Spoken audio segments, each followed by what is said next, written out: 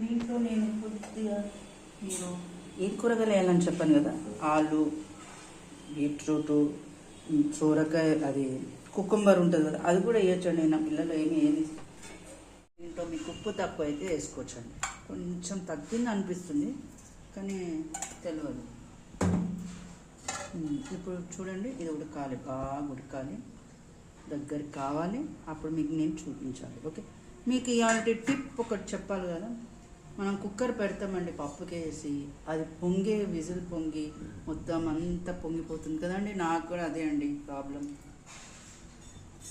ఇప్పుడు నేను విజిల్ పెట్టినాక అంత అయిపోయిన తర్వాత విజిల్ దించి దాంట్లో వాటర్ ఇలా వేయండి, వాటర్ ఇలా వేయండి, కుక్కర్ మీద అంతా ఇట్లా వాటర్ వేయండి. వేస్తే చల్లబడుతుంది, ఈజీగా మూత కూడా తీయచ్చు.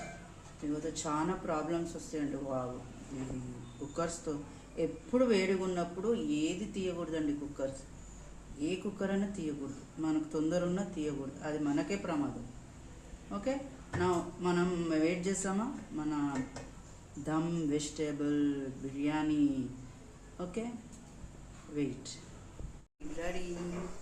ఓకే, మీకు నచ్చితే చేసుకొని తినండి, నచ్చితే ఇతరులకు లైక్ చేయమని చెప్పండి. మీరు లైక్ చేయండి, షేర్ చేయండి, సబ్స్క్రైబ్ చేయండి, మీ ఫ్రెండ్స్ కూడా ఫాలో చేయండి.